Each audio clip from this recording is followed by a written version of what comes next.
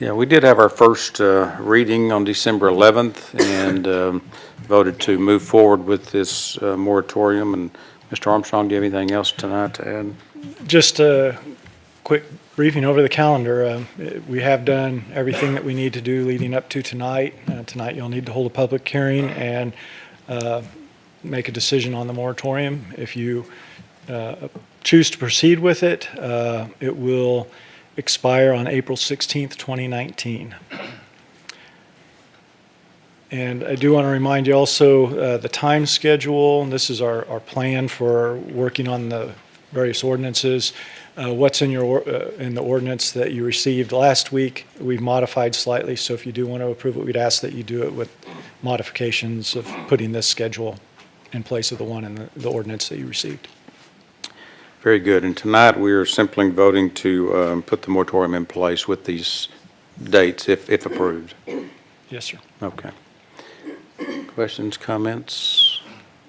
Oh, yes, sir, Mr. Casper. Thanks, Mayor. I had a question for legal. Could Mr. Pascal or our legal staff help me understand what boxes we need to check to demonstrate legal findings to establish a moratorium? Sure, Mr. Casper. Moratoriums are governed under subchapter E of Chapter 212 of the Local Government Code. And it essentially provides two avenues under which this council can implement a moratorium with respect to residential development, and in this case, multifamily development. And under both avenues, there's got to be evidence that demonstrates and supports the findings that this council will make, or in other words, the justifications for the moratorium. And so under Section 135, that's one of the avenues. There's got to be evidence to support a moratorium that demonstrates a need to prevent a shortage of essential public facilities. And essential public facilities are defined as water, sewer, storm drainage facilities, or street improvements.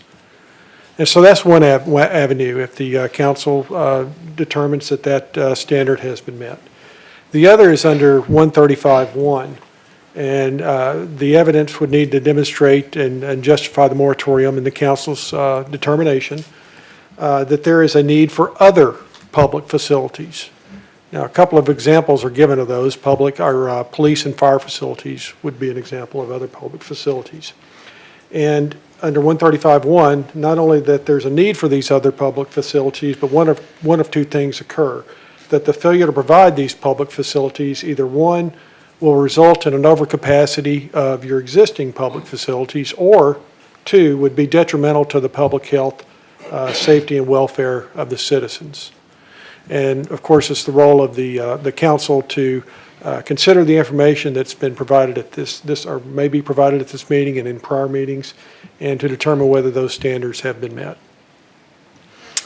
Thank you, Mr. Pascal. And so I would ask our city manager, the evidence that we have, is it based on police? Is it fire? Is it traffic? What do you think is the evidence that we've been given?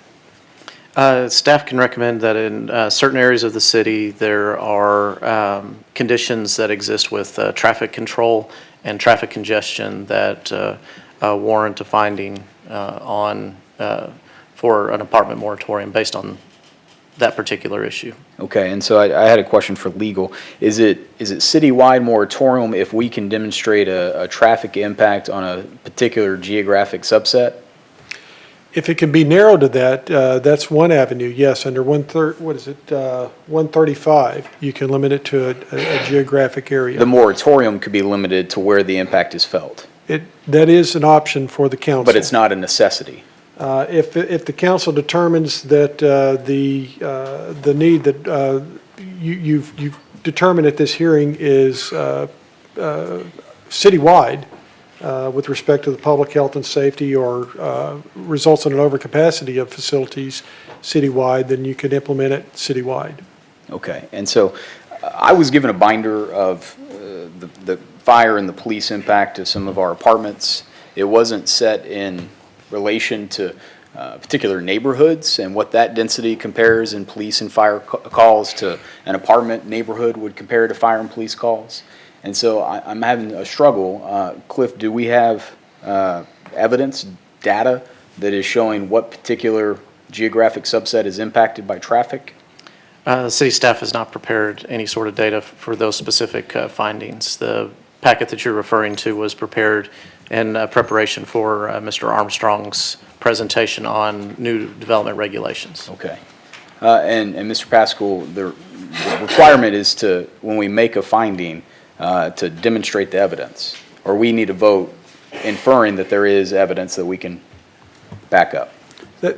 That's a fair statement. You have before you an ordinance the legal staff has put together that contains the findings required by Chapter 212 that I mentioned earlier, and it is the council's role to determine whether those findings have been evidenced by the information provided by staff or the public. Okay, I appreciate it. That's all my questions, Mayor. Thank you.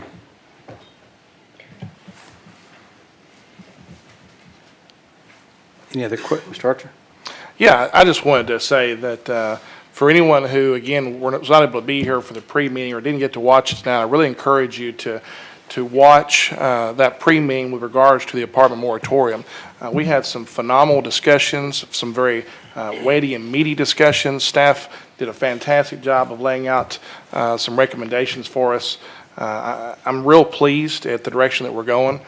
We had some good conversations about traffic impact analysis, plan to minimize our expenditures of staff resources, thanks to Deputy Mayor Pro Tem Burrows with the request he had to really look at what we're exactly looking at in terms of police calls and building violations calls and fire calls to not just all of our older apartments, but even some of our more recently built apartments. We talked about having some evidence at some point for us to look at in terms of school impact and how schools are affected, which is something that the school district has asked us many times in the past to do, to cooperate and collaborate with them when we are looking at a future apartment complex. So I'm pleased with the direction that we're going.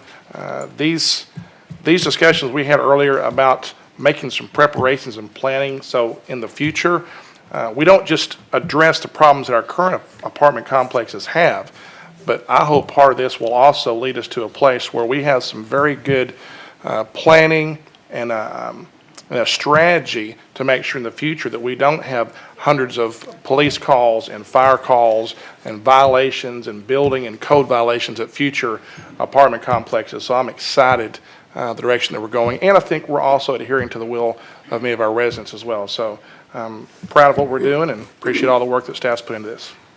Thank you. This time I'd like to open up the public hearing on item 30. Anyone wishing to speak on this item, please come forward.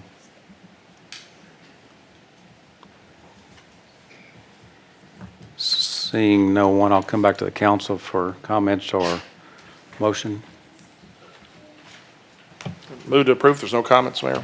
Second. We have a motion made and seconded. We have comments? No? Yes, sir.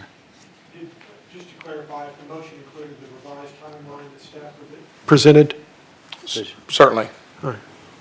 And the second, yes. Thank you for bringing that. Yes, thank you. Prepare the vote. Please cast your vote. And we have, that passes 6-1 with Mr. Casper voting negative. Item 31.